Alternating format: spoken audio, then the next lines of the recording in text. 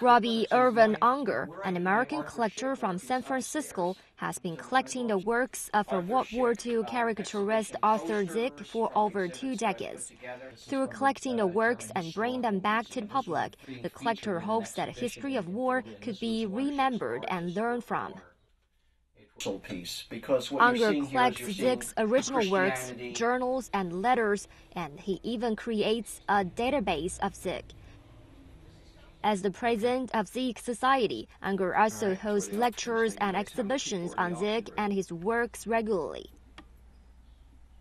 Arthur Szyk considered himself a soldier in art, and I consider myself as enlisting in Szyk's army, so in a way to try to use his art to be fighting against oppression and injustice and for freedom and dignity.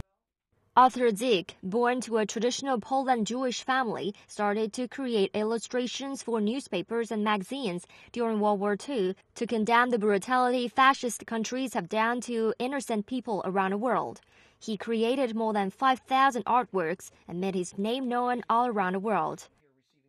And according to Ungar, Szyk not only fought for the people in Europe, he was also concerned about the war victims in Asia.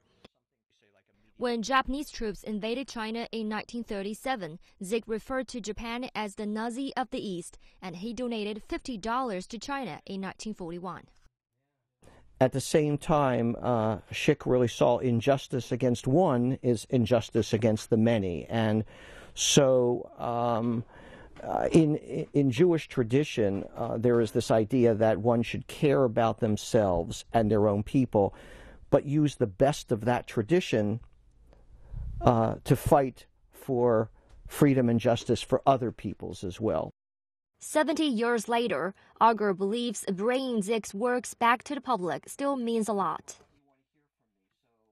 Why 70 years after World War II, I would still be interested in promoting Arthur Szyk and advocating for him and wanting people to see his work. That's because evil and injustice and oppression never go away. It's because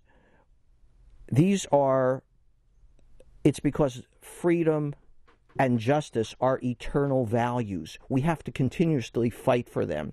And we need to be reminded of what has taken place in the past, and we must use its lessons to educate in the present and for the future.